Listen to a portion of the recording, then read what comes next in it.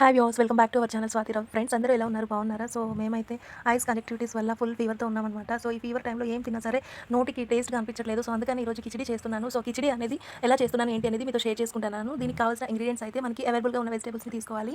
So నేనైతే cauliflower, brinjal, potato అనేది cut చేసి తీసుకున్నాను. అండ్ అలాగే 1 కప్ రైస్, 1 కప్ కందిపప్పును కడిగేసి పెట్టుకున్నాను. అండ్ అలాగే 1 కప్ మిల్ మేకర్ను నానబెట్టాను. అండ్ అలాగే పోపు కోసం అయితే కొద్దిగా జీలకర్ర ఆవాలు, పచ్చిశనగపప్పు, అండ్ అలాగే కరివేపాకు, దంచుకున్న అల్లం వెల్లుల్లి, అండ్ అలాగే 2 బిర్యానీ ఆకులు, అండ్ అలాగే జీలకర్ర ఆవాలు అని తీసుకున్నాను. అండ్ అలాగే 5 ఉల్లిపాయలు, 4 టమాటాలు, 4 పచ్చిమిర్చి కట్ చేసి పెట్టుకున్నాను. అండ్ అలాగే టేస్ట్కి సరిపడా ఉప్పు, పసుపు, ఆయిల్, గరం మసాలా తీసుకున్నాను. సో ఇప్పుడైతే ముందుగా స్టవ్ ఆన్ చేసి వెడల్పుగా ఉన్న కుక్కర్ని పెట్టుకుని అందులో 5 స్పూన్స్ వరకు ఆయిల్ వేసి ఆయిల్ బాగా హీట్ అయిన తర్వాత ఈ పోపులన్నింటినీ వేసుకోవాలి. సో దంచుకున్న అల్లం వెల్లుల్లి, జీలకర్ర ఆవాలు, కరివేపాకు, బిర్యానీ ఆకులు, పచ్చిశనగపప్పు, పీనట్స్, ఉల్లిపాయలు, పచ్చిమిర్చీలు, టమాటాలు, అండ్ అలాగే వెజిటేబుల్స్ ఏవైతే కట్ చేసి పెట్టుకున్నామో దాన్ని కూడా ఇందులో యాడ్ చేసుకోవాలి. చేసుకున్న తర్వాత ఇందులోనే మనం ఏవైతే నానబెట్టి పక్కన పెట్టుకున్నామో మిల్ మేకర్ని గట్టిగా వాటర్ అంతా పిండేసుకుని ఇందులోనే యాడ్ చేసేసుకోవాలి. చేసుకున్న తర్వాత ఇందులోనే టేస్ట్కి సరిపడా ఉప్పు, అండ్ అలాగే కొద్దిగా పసుపు, అండ్ అలాగే పసుపు వేసుకొని మొత్తం అంతా కూడా ఇలా కలిపేసుకోవాలి. పైనుంచి ఇలా అడుగంత వరకు మొత్తం అంతా కూడా కలిపేసుకోవాలి. సో ఇప్పుడైతే కలుపుకున్న తర్వాత కొద్దిగా ఫ్లేవర్ కోసం అనేసి గరం మసాలాను యాడ్ చేసుకోవాలి.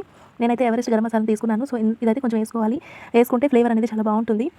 ఇలా కలిపేసుకుని మూత పెట్టి ఒక 10 నుంచి 15 నిమిషాల వరకు ఈ వెజిటేబుల్స్ అన్ని కూడా మంచిగా మగ్గనివ్వాలి. సో ఇలా అయితే మూత పెట్టుకుని ఉంచుకోవాలి. 15 నిమిషాల పాటు బాగా మగ్గనివ్వాలి వెజిటేబుల్స్ అన్ని కూడా, లేదు అంటే పచ్చివాసన వస్తాయన్నమాట.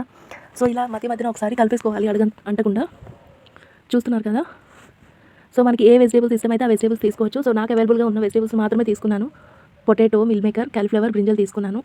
ఆనియన్స్ ఎక్కువగా వేసుకుంటే బాగుంటుందన్నమాట. సో అందుకని నేను 5 ఆనియన్స్ తీసుకున్నాను. ఇప్పుడు చూసారు కదా, మంచిగా వేగిపోయింది. వేగిపోయినప్పుడు తర్వాత ఇప్పుడు కడిగి పెట్టుకున్న రైస్, కందిపప్పు ఇలా కలిపేసుకొని ఇందులోనే యాడ్ చేసేసుకోవాలి.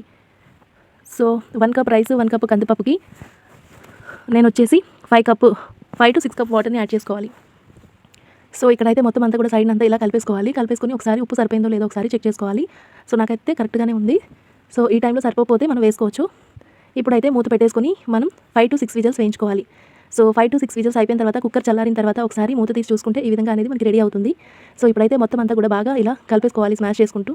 అంతా మంచిగా రైస్, వెజిటేబుల్స్ అన్నీ కూడా ఇలా బాయిల్ అయిపోయాయి. సో వేడిగా ఉందన్నమాట. సో చూసారు కదా, కిచిడి అనేది ఇంతే అనమాట. చాలా సింపుల్గా చేసుకోవచ్చు ఫీవర్ టైంలో కాబట్టి. మనం అన్ని కలిపేసుకుని ఇలా పెట్టేసుకుంటే చాలా క్విక్గా అయిపోతుంది. సో వీడియో నచ్చినట్లయితే please like, do subscribe. Thank you for watching.